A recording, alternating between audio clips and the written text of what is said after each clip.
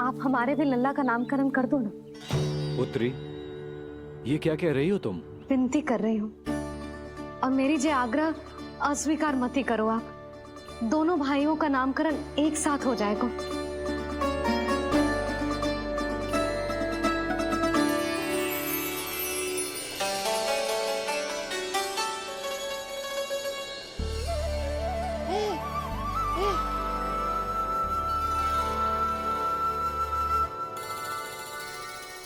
कितने प्यारे और निर्दोष बालक हैं।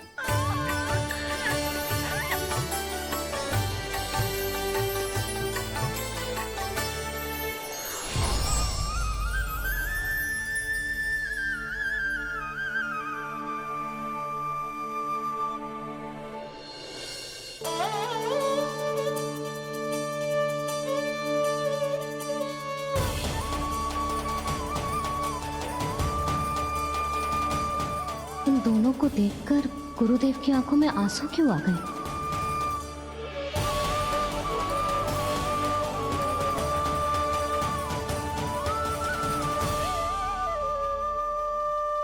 ये क्या कर रहे हैं ऋषिवर?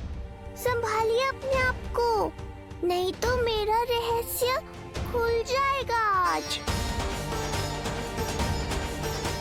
अरे ऋषिवर, हाथ मत जोड़िए। इससे पहले कि गड़बड़ हो जाए, अपनी नमस्कार मुद्रा को आशीर्वाद मुद्रा में बदल दीजिए। बात को समझिए। मैंने ये अवतार मैया और लल्ला के अद्भुत संबंध का अनुभव करने के लिए लिया है, पर आपकी भावुकता के कारण यदि मैया को मेरा सत्य पता चल गया तो ये संबंध ही बदल जाएगा।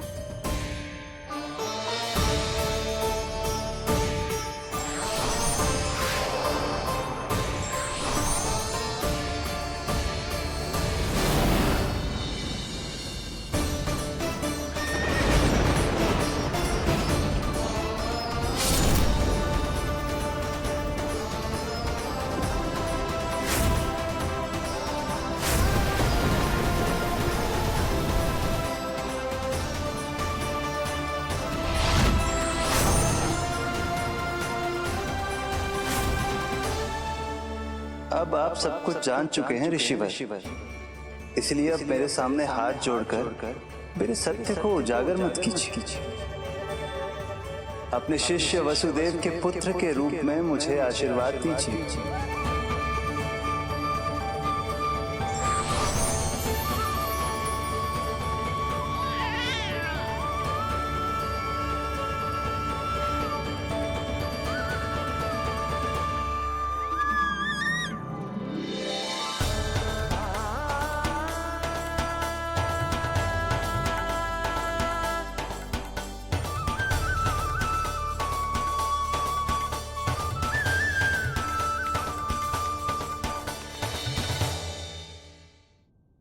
ऋषिवर, आप मौन क्यों हैं? और आपकी आंखों में आंसू? सब कुछ ठीक है ना? अब तो आप हमारे लल्ला का नामकरण करोगे ना? इन दोनों का नामकरण करना मेरा सौभाग्य होगा पुत्री।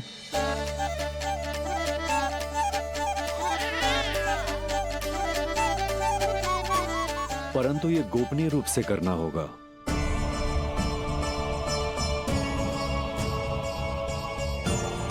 अवश्य ही स्वामी का आग्रह होगा,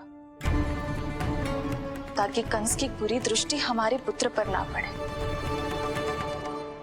ये तो बहुत महान ऋषि हैं, इन्हें कंस के अत्याचारों के बारे में अवश्य पता होगा। अपनी संतान का नामकरण संस्कार करना एक मां के लिए उत्सव से कम नहीं होता है, पर यह छुपकर करना होगा। आप दोनों को स्वीकार तो है ना? जैसी आपकी आज्ञा गुरुदेव। स्वीकार है गुरुदेव। तो फिर कहाँ करना है हमें नामकरण का प्रबंध? गुरुदेव, मंदिर सही रहेगा? उससे पवित्र स्थान तो हो ही नहीं सकता है। ऋषिवर, आप तनिक विश्राम कीजिए, हम लोग प्रबंध करते। मैं कुछ समय इन बालकों के साथ व्यतीत करना चाहूंगा। ये तो इनका सौभाग्य होगा। हमें आज्ञा दीजिए।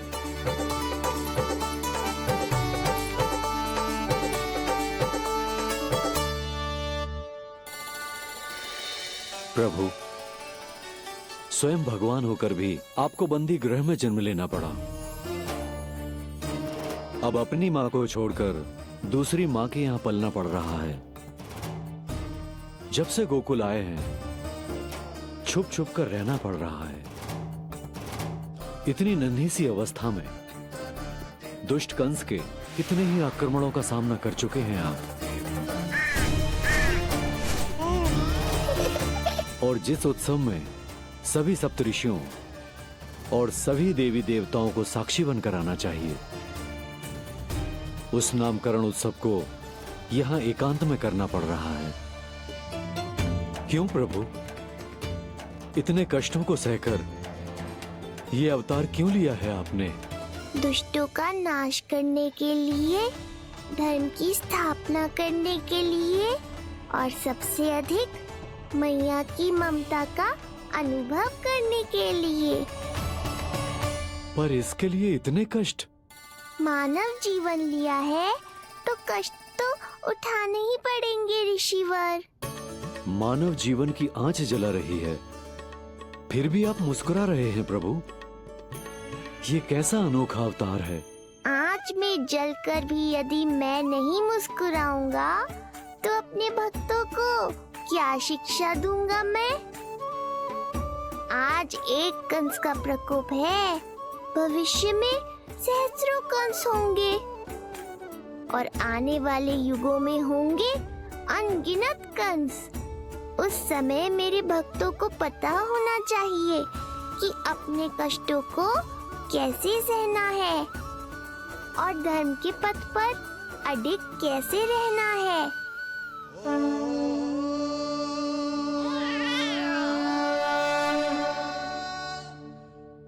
आप धन्य हैं प्रभु। देखा अस्ति, जब सिंह दहाड़ता है तो वन के सभी जीव जंतु इकट्ठे हो ही जाते हैं।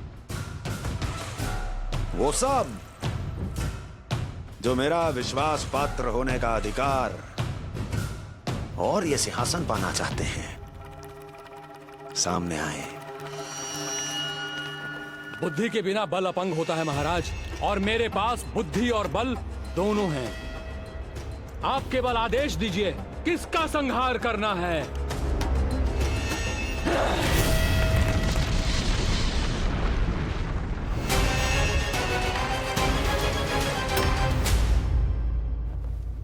सारी तैयारी हो गई। बोलो। आप गुरुदेव को बुला लो, मैं रोनी जीजी और बालकों को ले आती हूँ। यशोदा, तुम रुष्ट तो ना होना मुझसे? मैं भला रुष्ट क्यों होने लगी? नहीं, तुम जो उत्सव बड़े धूमधाम से करना चाहती थी और बहुत प्रसन्न हूँ मैं कि हमारे लल्ला का नामकरण स्वयं ऋषि गर्ग पूरे विधि विधान से कर रहे हैं। मैं समझ गई, उत्सव बड़ा हो या ना हो, प्रसन्नता बड़ी होनी चाहिए। अरे मैं तो इतनी उत्साहित हूँ कि दोनों भाइयों का नामकरण आज के शुभ मुहूर्त पे हो रहा है। तो इससे पहले जो बीत जाए, जाओ। आप भी बुला लो।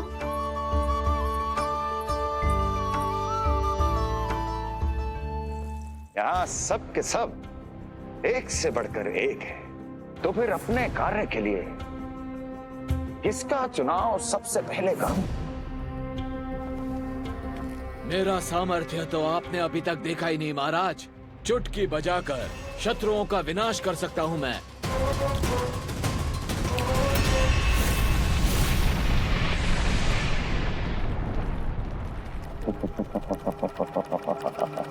वाह!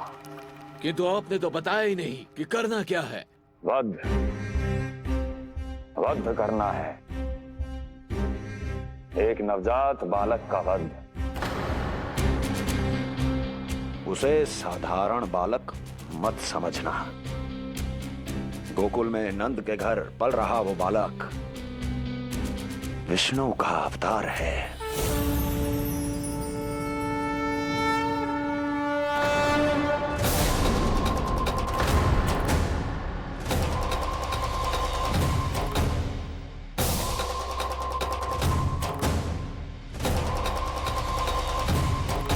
क्या हुआ? इतना सन्नाटा क्यों छा गया? क्षमा कीजिए महाराज, पर मैं नन्हे बालकों के साथ हिंसा नहीं करता। विष्णु अवतार बड़ा छलिया है महाराज, मैं उसका मुख भी नहीं देखना चाहता।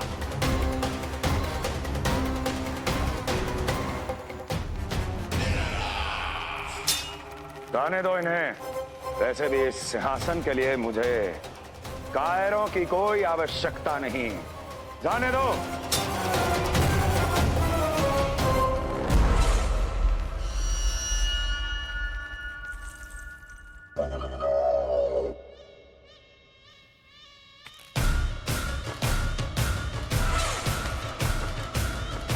दुर्जय,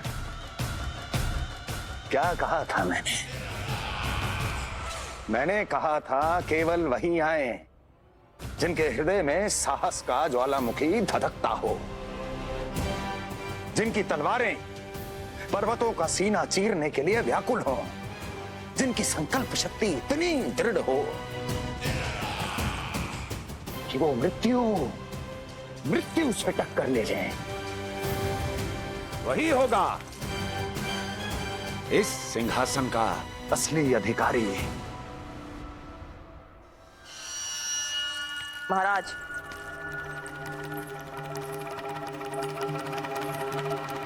ना तो आपके दिए इस सम्मान का कोई मूल्य रह गया है और ना ही आपके भय का।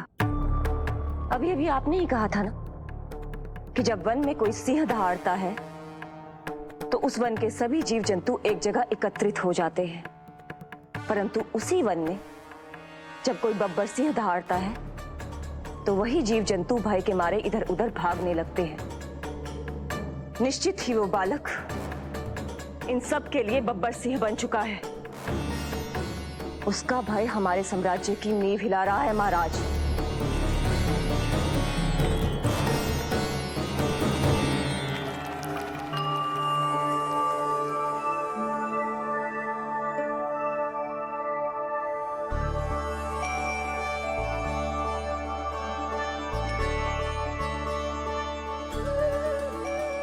हे नारायण, मेरा मार्गदर्शन कीजिए।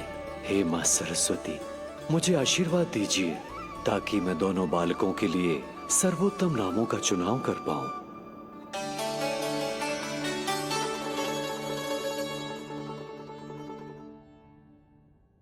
आपके पुत्र को बड़े भाई के कर्तव्य का निर्वाह करना है और इस दायित्व को प्रभु श्री राम से अच्छा किसने निभाया है? जैसा अटूट संबंध उनका अपने भाइयों के साथ था, मैं श्री नारायण से प्रार्थना करता हूं कि वैसा ही प्रेमपूर्ण संबंध इसका भी अपने छोटे भाई के साथ हो।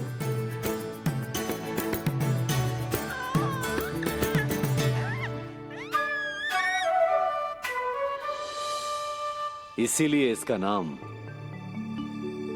राम हो। इसीलिए इसका नाम राम, इसीलिए इसका नाम राम।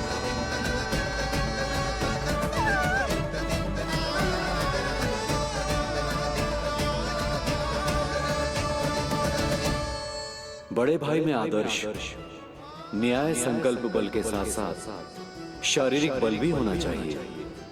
मैं देख पा रहा हूं ये बालक इन सब बलों के लिए जाना जाएगा। इसलिए जो नाम इसके व्यक्तित्व के लिए सबसे उचित है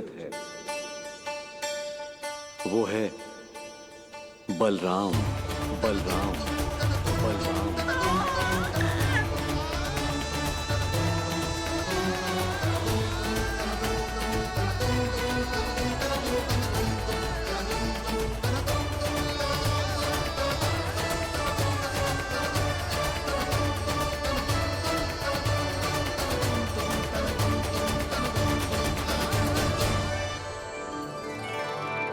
बलराम।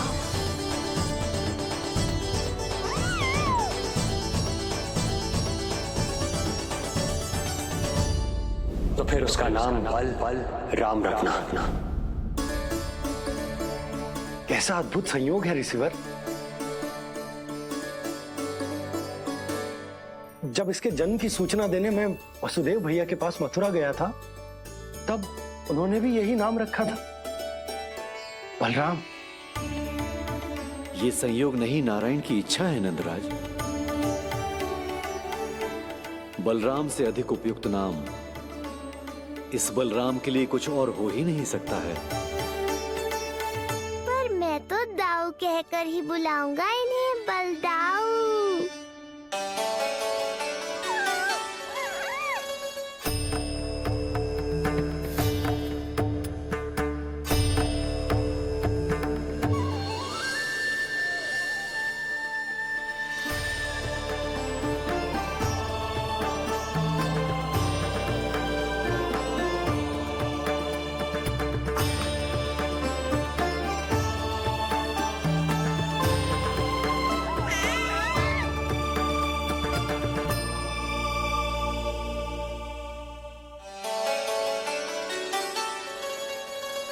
सुना पुत्र, आज से तुम्हारा नाम होगा बलराम।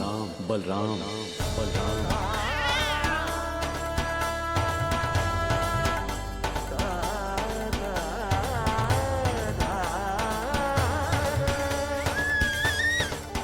गुरुदेव, कितना अद्भुत नाम दिया है आपने इसे। अब मेरे लल्ला को भी ऐसा ही कोई उत्तम सा नाम दे दो।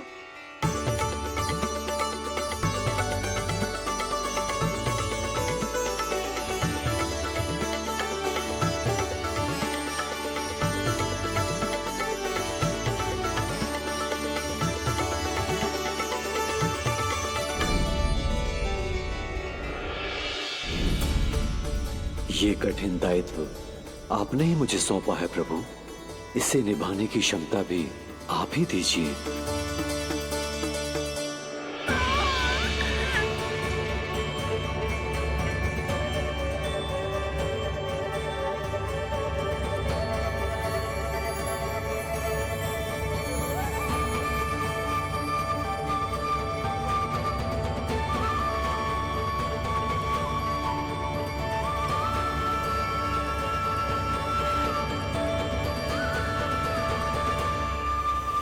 कृष्ण कृष्ण कृष्ण कृष्ण कृष्ण कृष्ण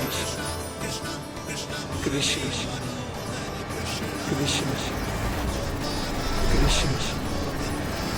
कृष्ण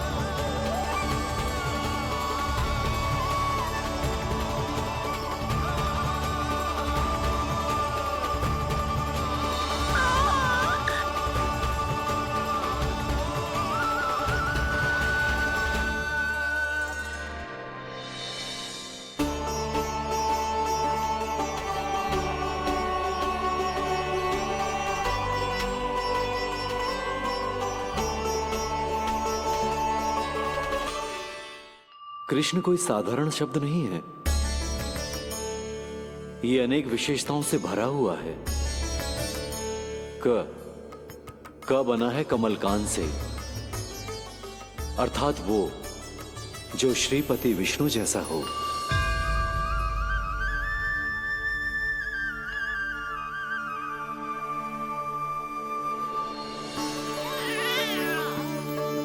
री की उत्पत्ति हुई है श्री राम से, अर्थात वो जो सबके हृदय में बस जाए। श ऐश्वर्य के स्वामी विष्णु के लिए, अर्थात वो जो समृद्धि लेकर आए।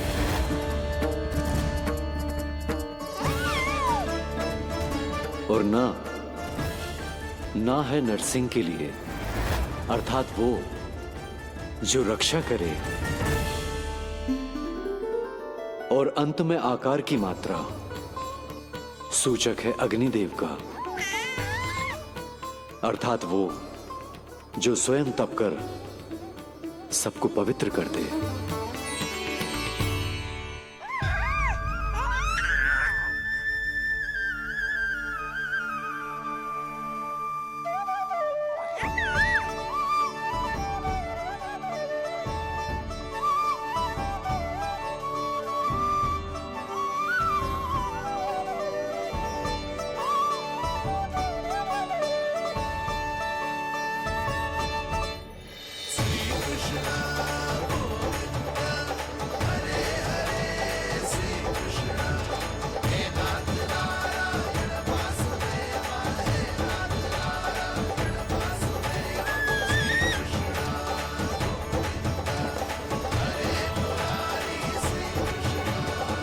आज से तुम्हें सारा संसार जिस नाम से पहचानेगा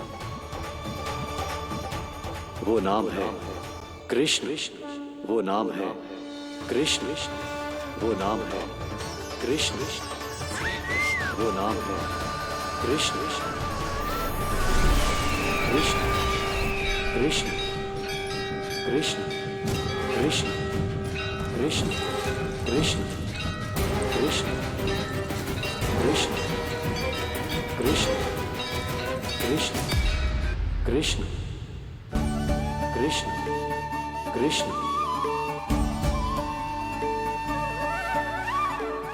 यशोमती मैया के नंद लाला, यशोमती मैया के नंद लाला। असुरी कार्य करने वालों के लिए कृष्ण नाम का अर्थ एक और भी होगा। वो घनी अंधेरी रात जिसमें इसने जन्म लिया,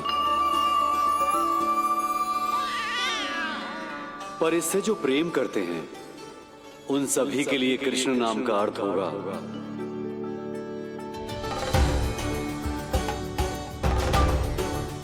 अतुलनीय सुंदरता और अथाह प्रेम।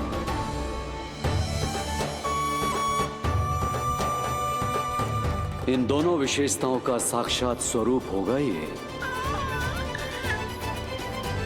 कृष्ण।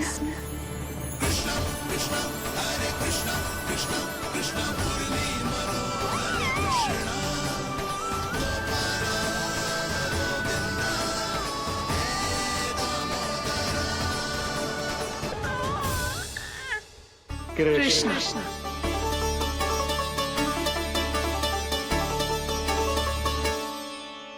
कृष्ण जे नाम अनंत काल तक स्मरण किया जाता रहेगा, जय तेरी मैया का आशीर्वाद। संसार मुझे कृष्ण बुलाए या नीलमणि कहकर पुकारे, मैं रहूंगा तो बस यशोमती मैया का नंद लाला। यशोमती मैया के नंद लाला, यशोमती मैया के नंद लाला।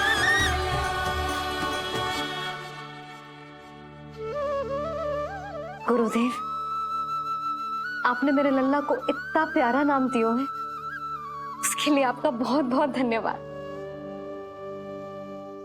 एक बार गोपियों को पता चलेगा तो देखना कैसे रटने लगेंगी मेरे लल्ला का नाम। इससे पहले कि आप सब बाहर जाकर किसी और को बताएं, एक कर्मकांड शेष है। नामकरण के बाद पिता को आशीर्वाद के रूप में कुछ न कुछ उपहार बालक को अवश्य देना चाहिए।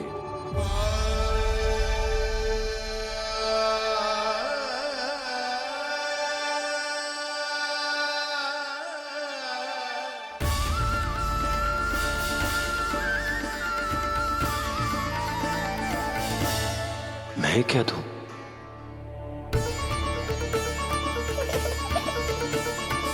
वासुदेव मेरे शिष्य हैं और उनकी अनुपस्थिति में यह दायित्व मैं निभाऊंगा।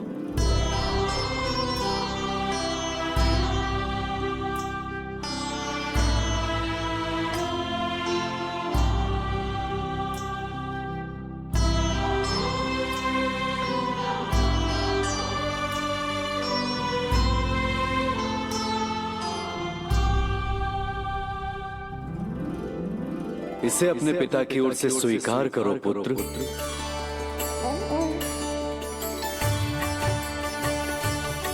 कल्याण हो।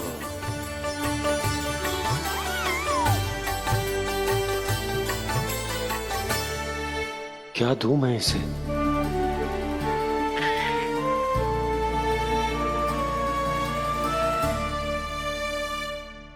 आप सोच क्या रहे हो? आशीर्वाद दो ना अपने कृष्ण को। अच्छा, सोच रहा हूं कि लल्ला को क्या दूं?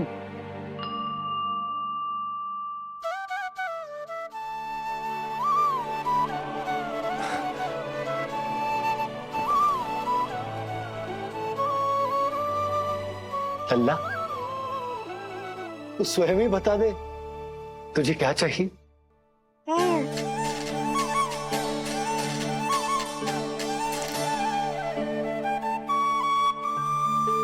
देखो जी, लल्ला ने ही आपकी उलझन समाप्त कर दी।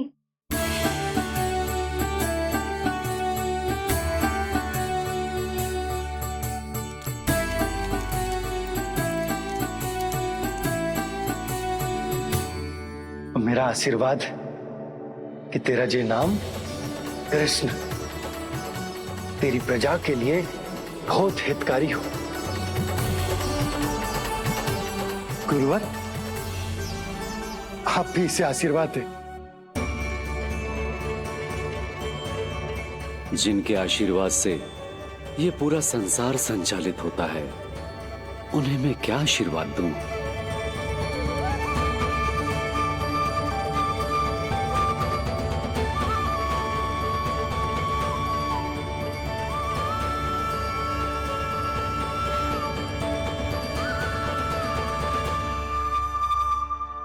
आपने तो मुझे मेरा नाम दिया है ऋषिवर।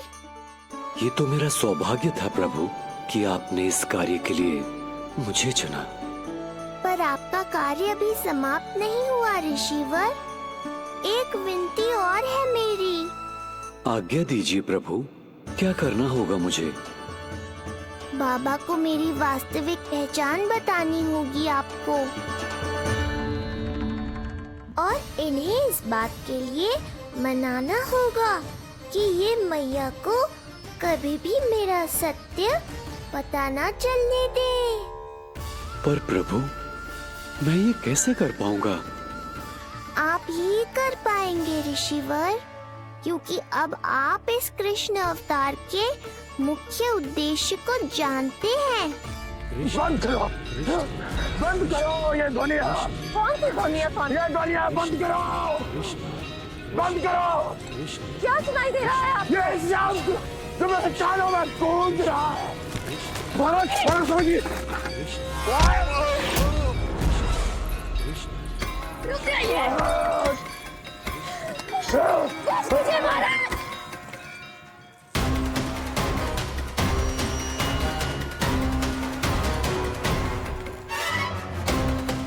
आप भूल रहे हैं कि आप मथुरा नरेश है, कंस है आप। और किसी भी व्यक्ति, वस्तु या घटना से महाराज कंस इतने व्यथित नहीं हो सकते कि वो सुदबुक खो बैठे। स्वयं को संभालिए महाराज। बंद हो गई, बंद हो गई, बंद हो गया वो स्वर, बंद हो गई वो ध्वनिया। काफी। यूं मत सोचना कि मैं तुम्हें सुन नहीं रहा था। तुम सत्य कह रही हो। मैं कंस हूं। किसी भी व्यक्ति, वस्तु या घटना से व्यथित नहीं हो सकता। दुर्जन! जी महाराज। इस सिंहासन को पुनः स्थापित करो। यदि कोई भी योग्य इसे स्वयं सिद्ध करने नहीं आता तो मुझे पता है मुझे क्या करना है, कैसे उस दुष्ट बालक का संहार करना है। मैं भली भांति जानता हूं। ये दायित्व आपको ही निभाना होगा ऋषिवर। इससे 2 लाभ होंगे। एक तो मेरे बाबा कंस के कारण होने वाली चिंता से मुक्त हो जाएंगे और आवश्यकता पड़ने पर मेरी पहचान को मैया से सुरक्षित रखने में सहायता भी करेंगे।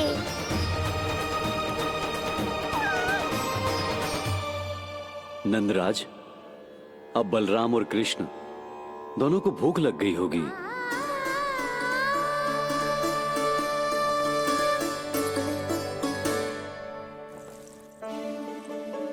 प्रणाम गुरुदेव। प्रणाम गुरुदेव।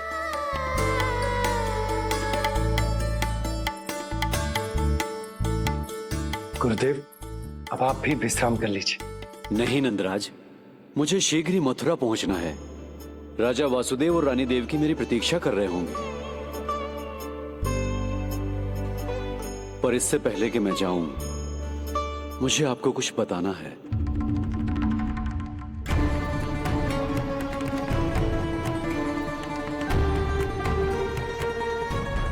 गुरुदेव, आपके ललाट पर बल पड़ गए। सब कुछ ठीक तो है ना? कहीं आप मुझे कंस के बारे में तो ना बताना चाहते? गुरुदेव, मैं जानता हूं कि कंस नवजात शिशुओं की हत्या करवा रहा है।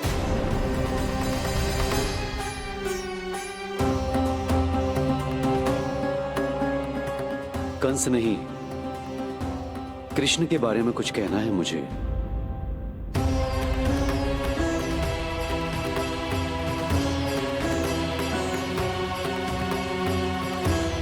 बताइए गुरुवर। मैं एक ऐसा सत्य बताने जा रहा हूं नंदराज, जो है तो वरदान, पर उसे स्वीकारना आपके लिए बहुत कठिन होगा। गुरुदेव, आप जो कह रहे हैं वो मैं समझ ना पा रहा हूं। बताइए ना।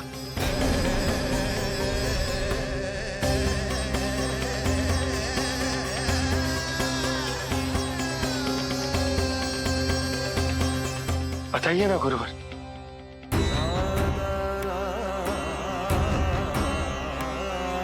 सत्य यह है नंदराज, कृष्ण राजा वासुदेव के पुत्र हैं। कृष्ण राजा वासुदेव के पुत्र हैं। कृष्ण राजा वासुदेव के पुत्र हैं।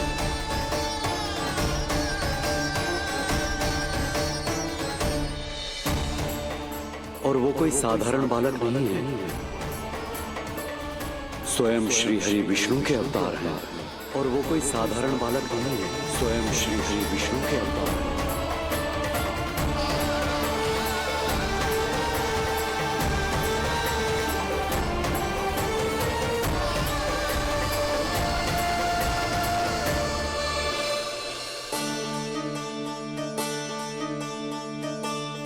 जो विचित्र लग रहा है। कौन हो तुम? मैं हूं श्री विष्णु का अवतार। ये कैसे संभव है गुरुदेव? वो तो नन्हा सा बालक है।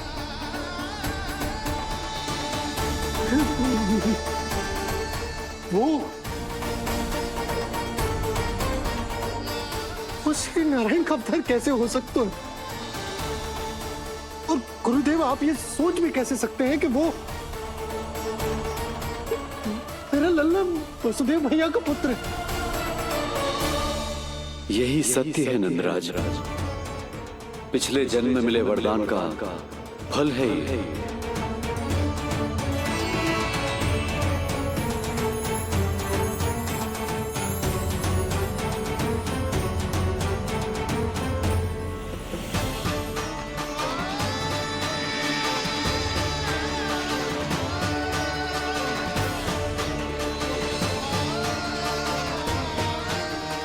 मैं आपकी संतान के रूप में अवश्य आऊंगा, किंतु उसके लिए आपको मेरे अगले अवतार के बाद एक और अवतार की प्रतीक्षा करनी होगी, क्योंकि अगले जन्म के लिए मैं पहले ही ये वरदान माता देवकी को दे चुका हूं। इस समय मैं विवश हूं, किंतु मैं आपको वचन देता हूं, आपकी संतान बनकर अवश्य आऊंगा, अवश्य आऊंगा। प्रभु, श्रीहरि को अपने सामने देखकर मेरी व्याकुलता का बांध टूट गया है। 2 जन्म बहुत बड़ा समय होता है स्वामी। अपने पुत्र के रूप में हरि को गोद में खिलाने के लिए अब मैं और 2 जन्मों तक प्रतीक्षा नहीं कर सकती। धरा!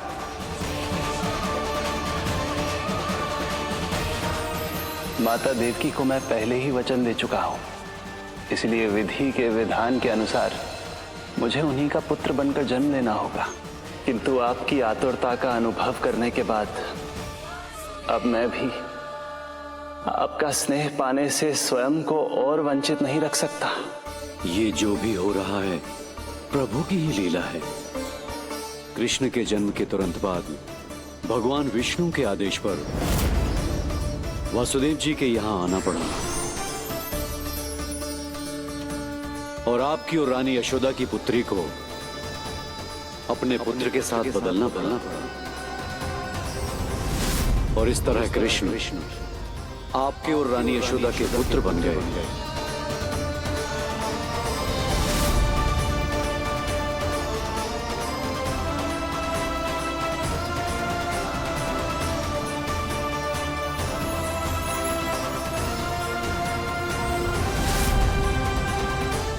आपने सही कही थी गुरुदेव, जिस सुनने में तो वरदान ही लगता,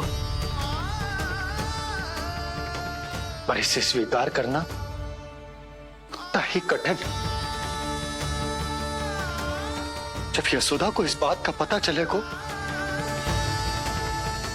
तो उसे कैसा लगेगा?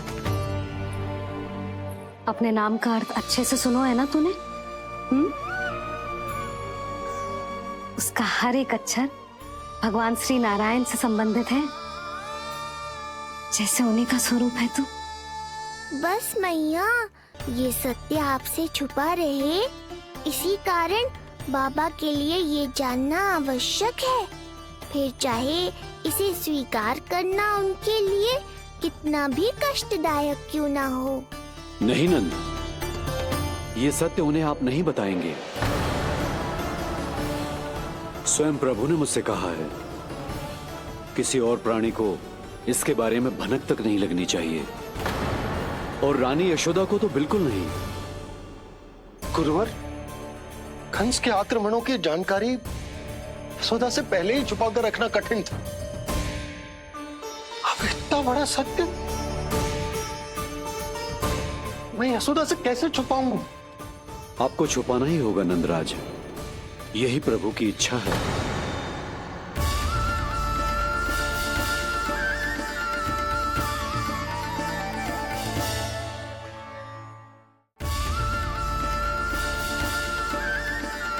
पर क्यों गुरुवर? ताकि नारायण अपनी मैया की ममता का अनुभव कर पाए। यही तो उनके अवतार का मुख्य उद्देश्य है। मुख्य उद्देश्य? हाँ नंदराज, नर नारायण के अवतार में अपनी तपस्या करते समय प्रभु ने जो अनुभव किया था, उसके कारण ममता के सुख का अनुभव करने के लिए प्रभु व्याकुल हो उठे थे। ऐसा क्या हुआ था, मुझे भी बताइए। हो सकता है ये बात इस सत्य को स्वीकार करने में मेरी सहायता करे। बहुत समय पहले की बात है। अनेक देवी देवता परम प्रभु विष्णु के पास बैकुंठ गए थे।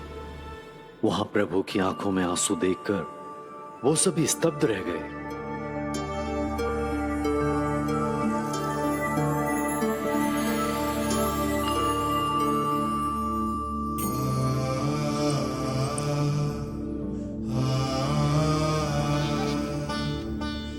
प्रभु, आपकी आंखों में आंसू?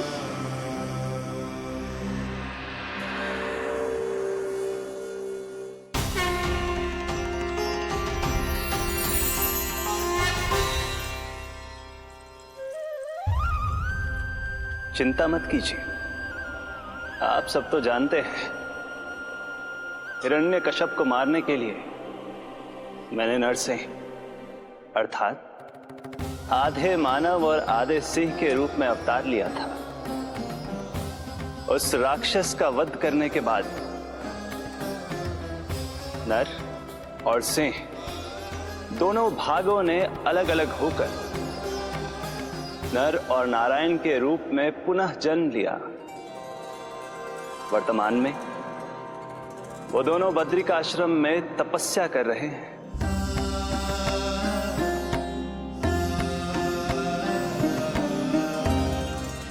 आज उन दोनों ने कुछ ऐसा देखा जिसने मुझे भी भावुक कर दिया।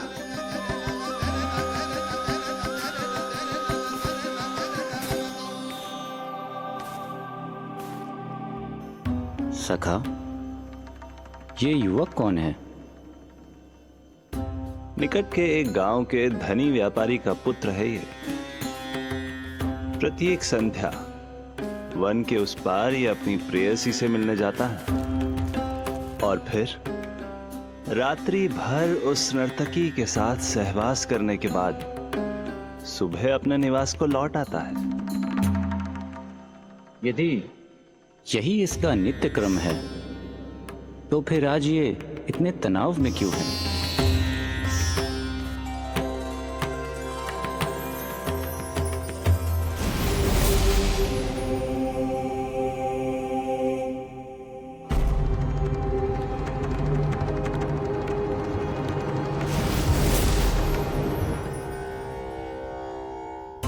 कल रात्रि प्रेम क्रिया के मध्य उस नर्तकी ने इससे पूछा, ये सबसे अधिक प्रेम किससे करता है? जब इसने कहा तुमसे, तो वो बोली, तुम्हें अपने प्रेम को सिद्ध करना होगा। अपनी मां के हृदय को उसके तन से अलग कर मुझे सौंपना होगा। मां का हृदय?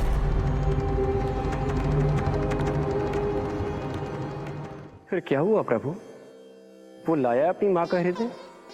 ये जिज्ञासा यक्ष प्रश्न बनकर पूरे दिन नर और नारायण के मस्तिष्क में कौंधती रही। उन्होंने संध्या होने तक वहीं नदी किनारे प्रतीक्षा करने का निर्णय लिया ताकि वो ये जान सके कि क्या वो युवक अपनी क्रूर प्रेयसी को छोड़ेगा या वासना में अंधा होकर अपनी ही माता की हत्या करने का जघन्य अपराध करेगा। अब उसके वन पार करने का समय बीत चुका है। युवक ने विवेक का परिचय दिया है सखा। हे प्रभु, आपका कोटि कोटि धन्यवाद।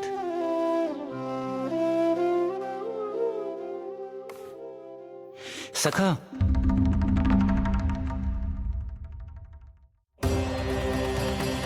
सखा मुझे बताओ, जो अकल्पनीय था कहीं वो घट तो नहीं गया?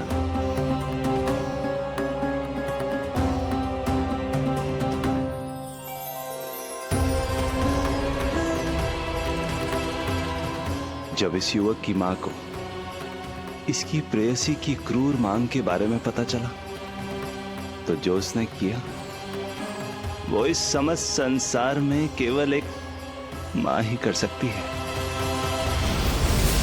बस इतनी सी बात?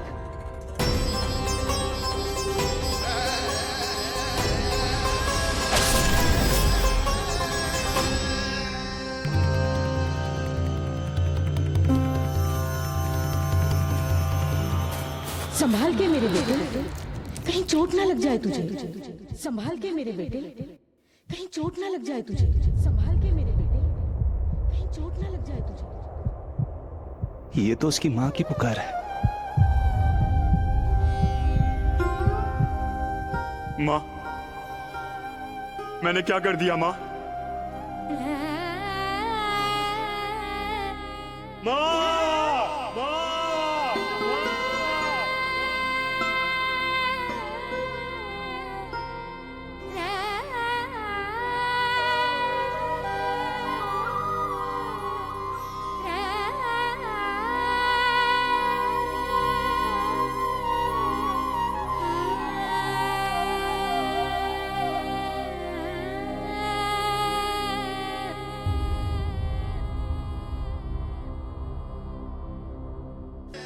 और बाबा होने को सुख,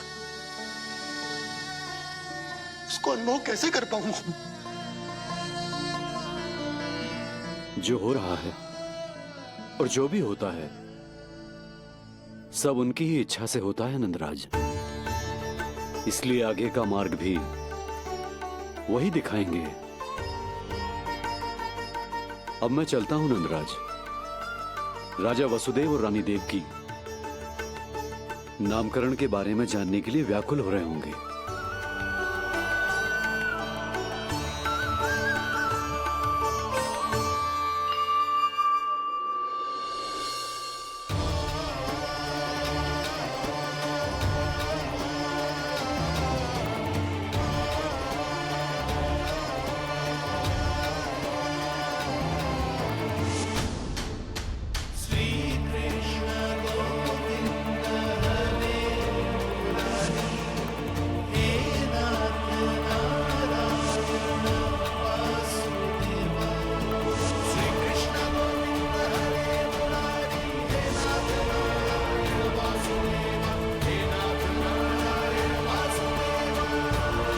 सत्य यह है नंदराज, कृष्ण राजा वासुदेव के पुत्र हैं।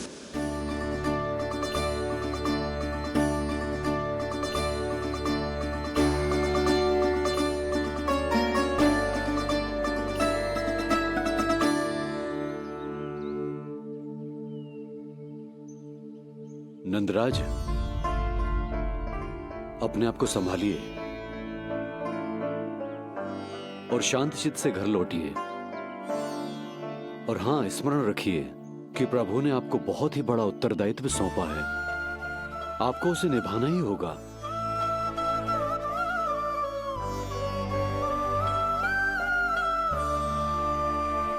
प्रभु आपको शक्ति दे।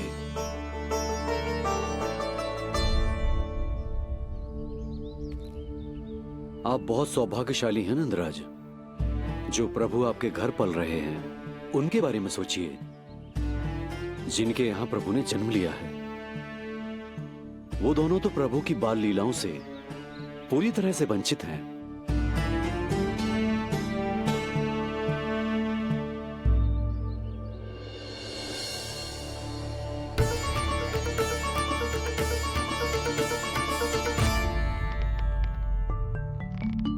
कहाँ रह गए तेरे बाबा लल्ला? जो आए क्यों ना अब तक?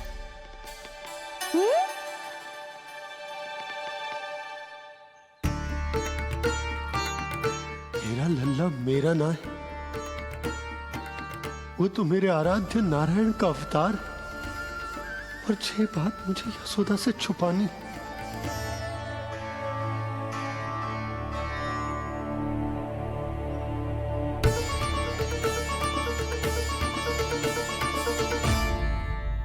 बाबा वहीं खड़े मत रहो, अब आ भी जाओ ना।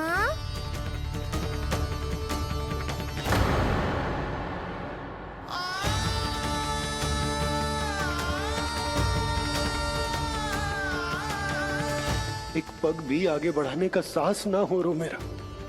हे प्रभु, आप ही बताओ, अपने आराध्य को, अपने इष्ट देव को अपने लल्ला के रूप में कैसे देख पाऊंगा मैं? मैं जानता हूँ बाबा, ये बहुत कठिन है, पर भीतर तो आओ।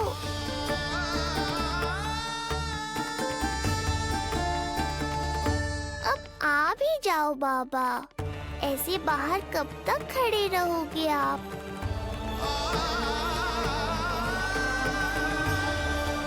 बस बाबा, बस आ जाओ भीतर, आ जाओ, आओ ना, आओ ना।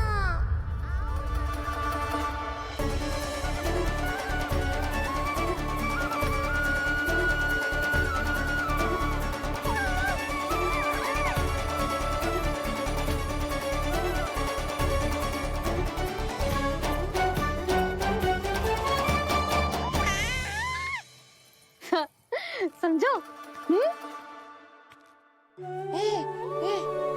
जब तू इधर उधर भाग रहा होगा तो तुझे बुलाने के लिए मैं तुझे ऐसे पुकारूंगी, कृष्ण। और जब तू शैतानी करेगो ना लल्ला, मैया को तंग करेगो, तो मैं तुझे क्रोध में ऐसे बुलाऊंगी, कृष्ण। हाँ। इसे सत्य पतो ना है, इसीलिए कितनी अच्छी तरह से मैया होने का कर्तव्य निभा रही है। पर मैं अब बाबा होने का कर्तव्य कैसे निभा पाऊंगा?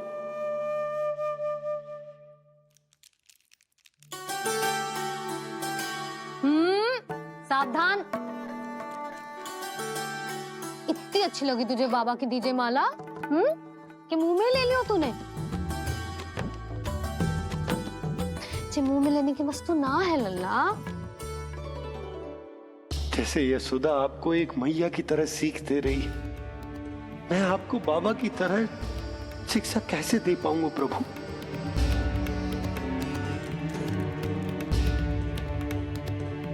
कृष्ण, अभी मना किया ना मैया ने? ये तो प्रभु को ही डांट रही है। सावधान, जो फिर से मुंह में लिया तो। यशोदा, तुम्हें पता भी है तुम किस पर क्रोधित हो रही? हाँ, अपने लल्ला पर। और किस पर? मेरे कहने का अर्थ ये है कि तुम्हें सच में पता भी है ये कौन है? स्वयं प्रभु ने मुझसे कहा है, किसी और प्राणी को इसके बारे में भनक तक नहीं लगनी चाहिए, और रानी यशोदा को तो बिल्कुल नहीं, और रानी यशोदा को तो बिल्कुल नहीं, और रानी यशोदा को तो बिल्कुल नहीं। यही कहना चाहते हो ना आप कि मैं गोकुल के राजकुमार को डांट रही हूँ? अरे पर मैया और बाबा का स्थान तो हर पद से ऊंचा होता है ना जी। माँ और बाबा को तो अधिकार होता है ना, प्रेम करने का भी और भूल पर डांटने का भी। बस यही बात आपको समझनी है बाबा, फिर सब पहले जैसा हो जाएगा। मैं समझ तो हूँ, पर ये विचार के ये केवल हमारा पुत्र ना है, ये स्वयं नारायण का अवतार भी है। इसे अपने मन से निकाल ना पा रहा हूं मैं। ओहो, आपको समझाना तो मैया को संभालने से भी अधिक कठिन है बाबा। लल्ला, अरे लल्ला। जशोदा जी, आपने हमें नामकरण के लिए ना बुलायो। कोई बात ना है, लेकिन ये तो बताओ कि लल्ला का नाम क्या रखो है? हाँ भाभी, बताओ ना। हाँ जीजी, अब और प्रतीक्षा ना हो रही हमसे। इसका नाम रखो है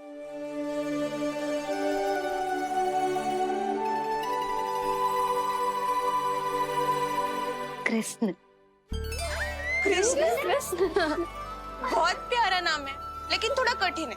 मैं तो इसे किशन बुलाऊंगी। सही कहो, मैं भी इसे प्रेम से किशन ही कहूंगी। क्यों किशन? मेरे लिए तो जे किसना है।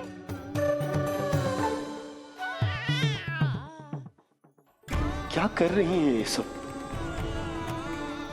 बाबा, इन सब के लिए मैं केवल कृष्ण हूँ, भगवान नहीं। बस अब आप भी शीघ्र ही समझ जाओ ना ये। अरे तुम सब। हाँ हाँ, बुरा मुझे भी लग रहा है, जो सारी की सारी पहले ही दिन मेरे लल्ला का नाम बिगाड़ रही हैं। किंतु इसमें भी इन सब का प्रेम ही छुपा है, और हम सब तो प्रेम से भगवान को भी प्यारा सा नाम दे देते हैं, है ना? हाँ। सत्य तो ये है कि कृष्ण नाम बहुत अच्छा है, किंतु मैं भी अपने लल्ला को प्रेम का नाम देना चाहती हूँ। कान्हा बुलाऊंगी इसे, कान्हा बुलाऊंगी इसे, कान्हा बुलाऊंगी इसे।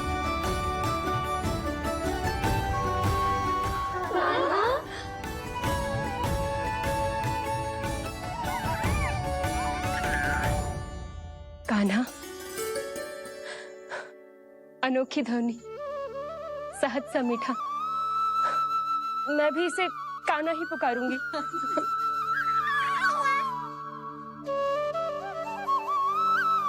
आप भी बुलाओ ना इसे। आप एक बार बुलाकर तो देखो, झट से पलट कर देखेगा आपको, ये हमारा नटखट कान्हा।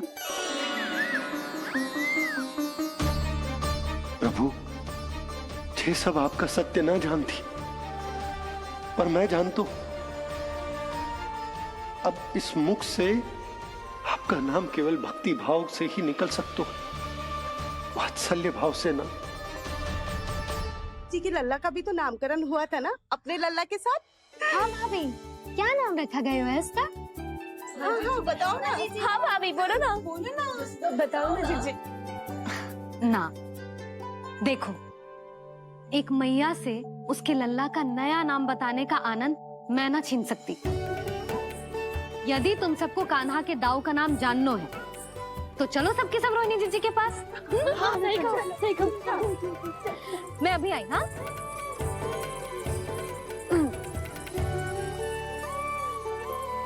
सुनो जी, आप लल्ला को संभालो, मैं अभी आई। मैं कैसे? ये प्रभु लल्ला जी क्या मैं कर रहे हो? क्या हो गया आपको? मैं शीघ्र ही आ जाऊंगी। यशोदा, मुझसे दूर कब तक रहोगे बाबा?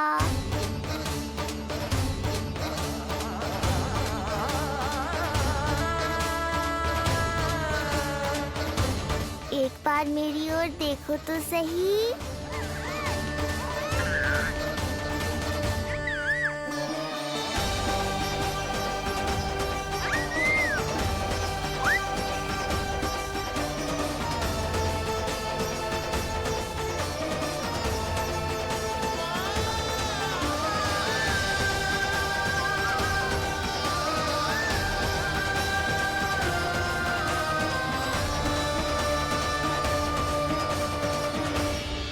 प्रभु, मुझे दुविधा में डालकर आप मुस्कुरा रहे हो।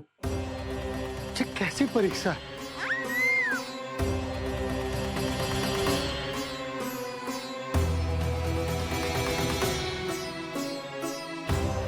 ये क्या कर रहे हैं आप? पिता का स्थान पुत्र के चरणों में नहीं होता, पुत्र के सिर के ऊपर होता है उनका हाथ, उनका वरदहस्त।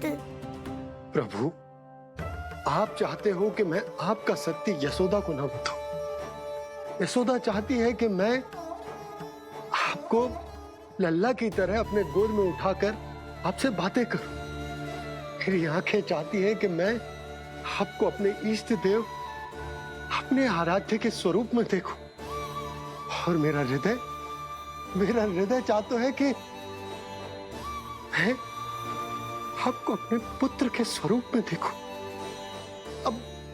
अब आप ही बताओ प्रभु, अब मैं इस परिस्थिति में क्या करूं? मुझे कुछ समझ में ना आ रहा। आप ही का आसरा है प्रभु, आप ही को सहायता करनी होगी। आप ही बताइए कि किस प्रकार एक भक्त अपने भगवान को अपने लल्ला के स्वरूप में देखे, उसे अपने हाथों में उठाए, उसे खिलाए, उसके साथ बातें करे, कैसे वो उसका लालन पालन करे अपने पुत्र के स्वरूप में।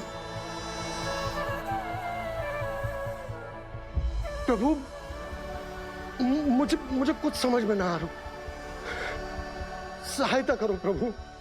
चिंता मत कीजिए बाबा, आपके सभी प्रश्नों का उत्तर शीघ्र ही मिलेगा आपको।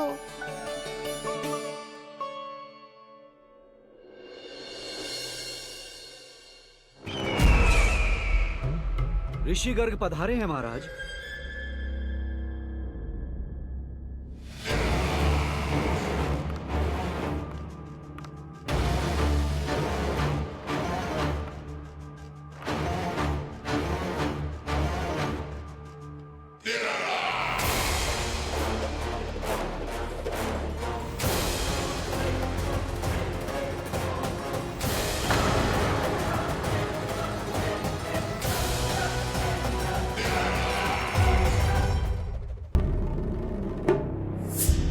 तो महान मथुराधीश कंस के दरबार में ऐसे सम्मान होता है ऋषि मुनियों का? नहीं ऋषिवर, ये तो केवल एक उदाहरण है। कि कैसे एक विष्णु भक्त का सम्मान नहीं किया जाना चाहिए। तब तो अच्छा ही है। मैं यहां तुमसे सम्मान की अभिलाषा लेकर नहीं आया हूं। मैं यहां देवकी और वसुदेव से भेंट की इच्छा लेकर आया हूं। क्यों? मेरे विरुद्ध कोई षड्यंत्र रचना चाहते हो? जो सदैव दूसरों के विरुद्ध षड्यंत्र करता है, उसका संपूर्ण जीवन इसी भ्रम में बीतता है कि सारा संसार उसके लिए षड्यंत्र कर रहा है। परंतु अन्य व्यक्तियों के पास इससे भी अत्यधिक महत्वपूर्ण कार्य होते हैं करने के लिए। यह महत्वपूर्ण कार्य करने की आपकी यह इच्छा इस दरबार में पूर्ण नहीं होगी ऋषिवर।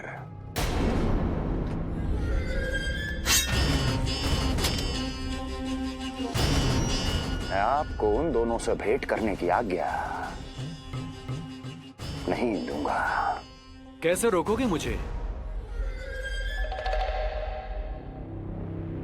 कैसे? बड़ा ही विचित्र प्रश्न है, किंतु इसका उत्तर बड़ा ही सरल है ऋषिवर। जानते हैं मेरे दिन का आरंभ कैसे होता है? किसी ना किसी का संहार करके। और यदि एक संहार और हो जाएगा तो मुझे क्या अंतर पड़ेगा? स्वयं से एक प्रश्न पूछो कंस। स्वयं से एक प्रश्न पूछो कंस। मेरा संहार करने के लिए, जिस संकल्प शक्ति की आवश्यकता है, संकल्प शक्ति की आवश्यकता वो है तुम में, वो है तुम में। कर पाओगे मेरा संहार? जिस संकल्प शक्ति की आवश्यकता, जिस संकल्प शक्ति की आवश्यकता वो है तुम में, कर पाओगे मेरा संहार?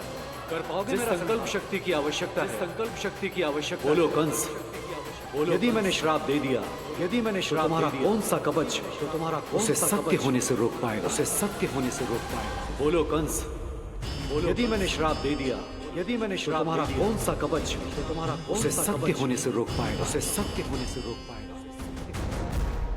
ऋषिवर, यदि आपके हृदय में स्वामी के विरुद्ध षड्यंत्र करने की इच्छा नहीं है, तो महाराज भी आपको किसी से भेंट करने से रोकना नहीं चाहेंगे, है ना महाराज?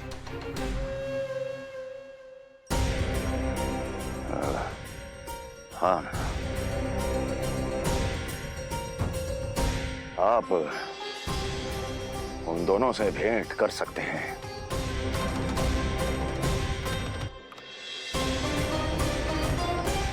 दुर्जन, इन सब पर दृष्टि रखो। अब सब कुछ सुनकर आना, सब कुछ, कुछ भी छूटना नहीं चाहिए। जाओ।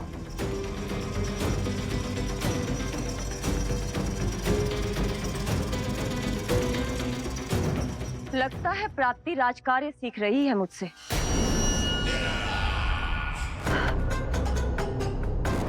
उचित समय पर सही सुझाव दिया तुमने प्राप्ति।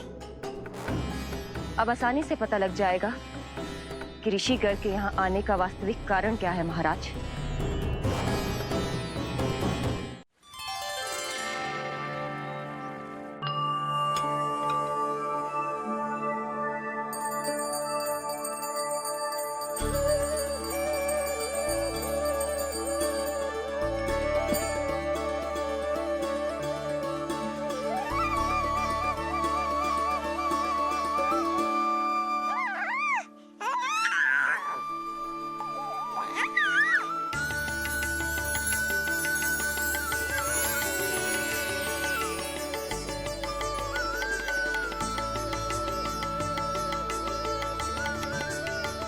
स्वयं नारायण मेरे घर में है तो ये फूल उनके चरणों में क्यों चढ़ा रहा हूं?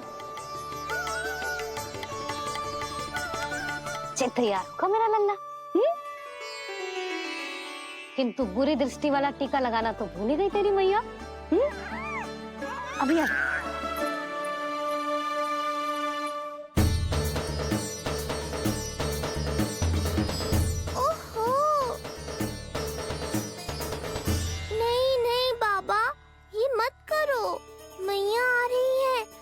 पता चल जाएगा।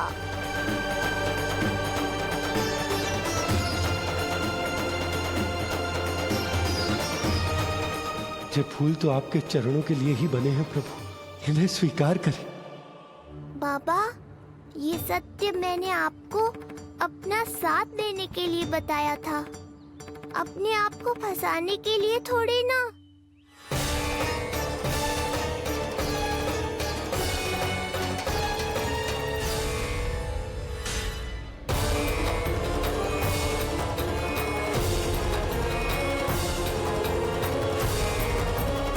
नारायण नारायण। प्रणाम पंडित जी। नंदराज जी, रानी जी, बिटिया के पांव भारी थे ना, तो सेलिवाने समधियाने चला गया था, वहां कुछ अधिक ही समय लग गए। आज वापस आया तो पता चलो कि स्वयं गर्ग ऋषि ने लल्ला का नाम रखो है, सो मिलने चला है। क्या नाम मिलो है इसे? उन्होंने लल्ला का नाम कृष्ण रखो है। उन्होंने लल्ला का नाम कृष्ण रखो है।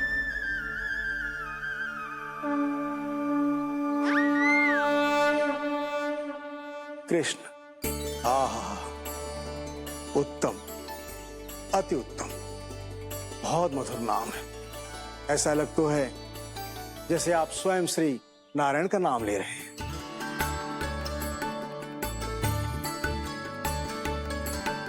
स्थिति को और गंभीर मत बनाओ पंडित जी।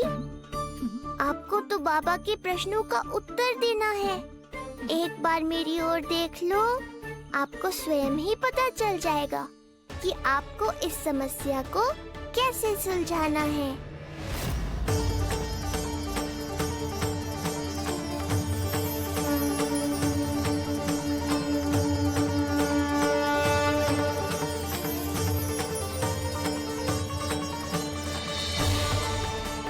पंडित जी मेरे लल्ला को टकटकी बांध के देखे क्यों जा रहे हैं?